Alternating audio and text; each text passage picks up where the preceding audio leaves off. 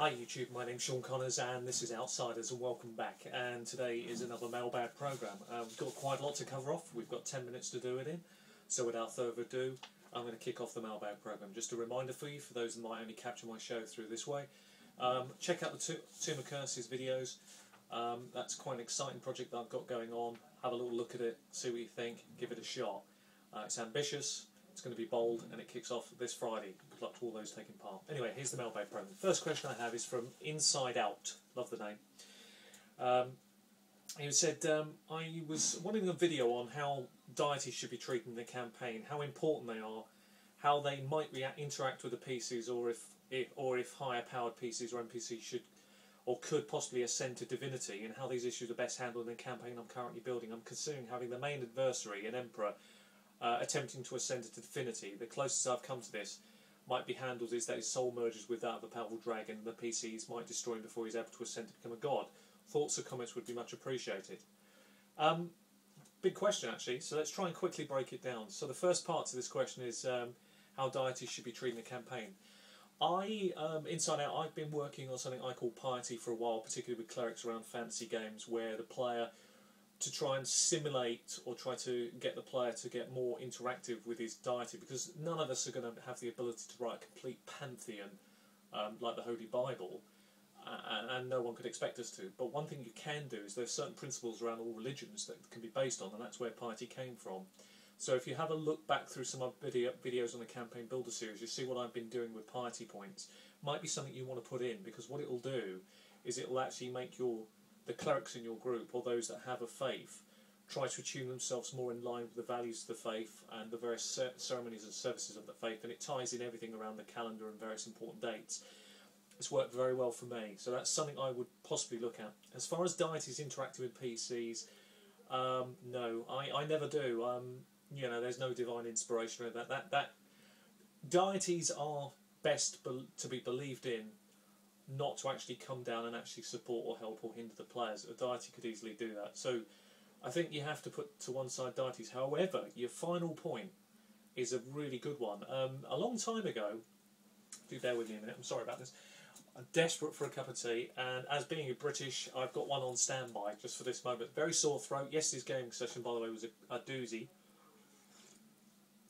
Must apologise. Sorry if it looks unprofessional, but hey, you know, these are free service videos. I think I'm allowed a cup of tea every now and again.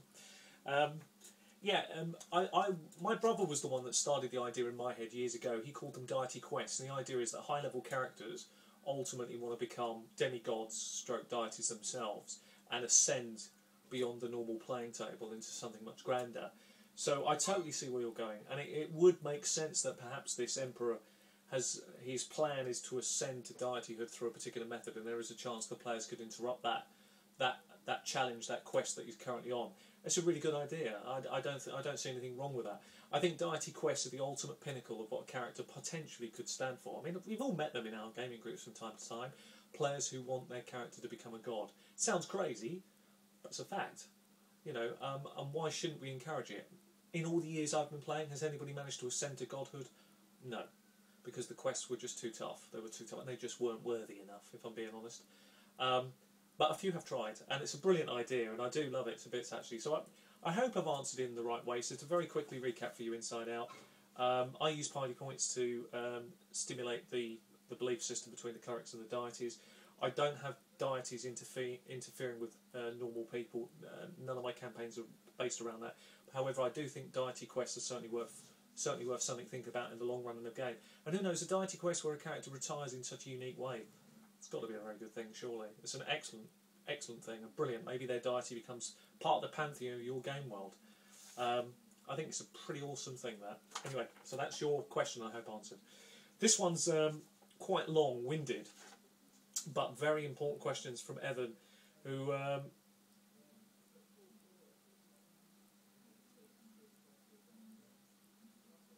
yeah, basically he's building a Pacific setting around a Romanesque setting, and has oppressed the religions, beliefs of the hill barbarians. It's a complex system of puppet provincial governments and kings with appeasement mentalities. All the players will be playing characters in the barbarian culture, travelling to the settlement of an empire-owned evil blasted land where they're promised free worship and land, while they can travel their own while they can travel on their own, the Empire can also deport political criminals, rebels. The issue lies with the fact that I'm not entirely certain what the players will want of my game. So I don't know when I want to hash out their own origins myself and have them sort of roll to pick and end up with, or should I just present them with material to them and have them drum up their own backstory? With the latter, I'm concerned that the amount of content for cultures and religions will be ignored or lose their significance. What could I do? That's a brilliant question, actually. In a situation like this, I think you need player buy-in. So I think what you should do is you should sit your players around the table before the game begins, explain about brilliant idea behind. I've certainly used the Roman Empire as a basis to run a campaign on. That's what I used the big city for, my city campaign for. Explain a bit about that, and then say, look, I want to build a backstory around the barbarian culture that you all come from. So let's all sit down together collectively and let's drum up what that would look like. Let's talk about that. And maybe they'll come up with ideas like they might be from a horse nomadic type people, so they've all got skills around that.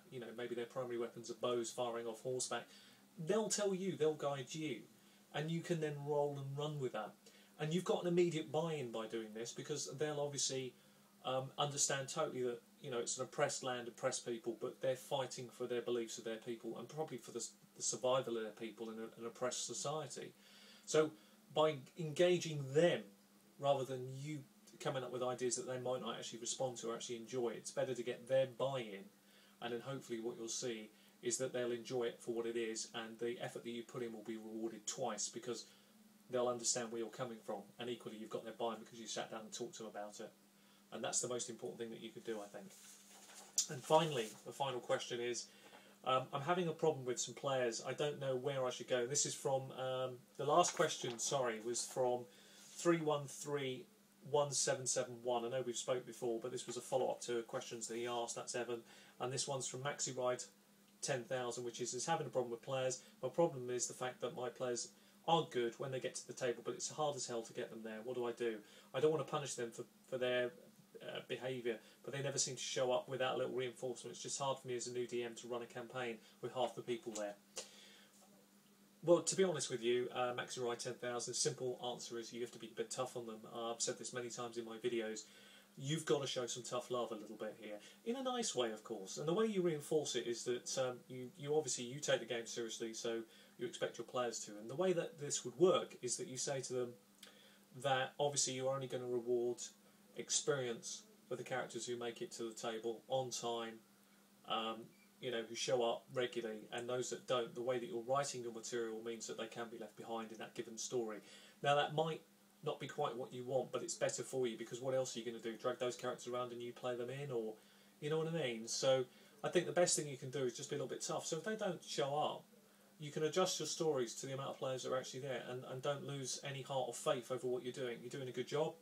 The players are actually being a bit disrespectful to you here, because yeah, they're good players, but if you're needing a lot of effort to push them along, that's very, very wrong actually. The way I organise my games, and apologies again, I really have the worst of sore throats here. The way I organise my games is one of my players kindly, in every group,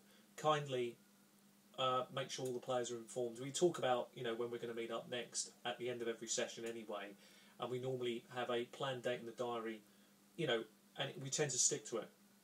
But I make sure that one of the players always contacts the other players on my behalf to make sure everybody's okay, and my players know where I am if they've got any questions they need to ask, and that takes the pressure away from me. And then when I turn up, if they don't make it, well, I'm sorry, but you fall behind with experience points. Call me old-fashioned, call me tough.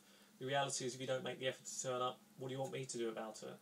No disrespect, I'm not asking one of the players to play your character in for you, unless of course you've got a pre-arrangement with one of the other characters. They're happy to do it.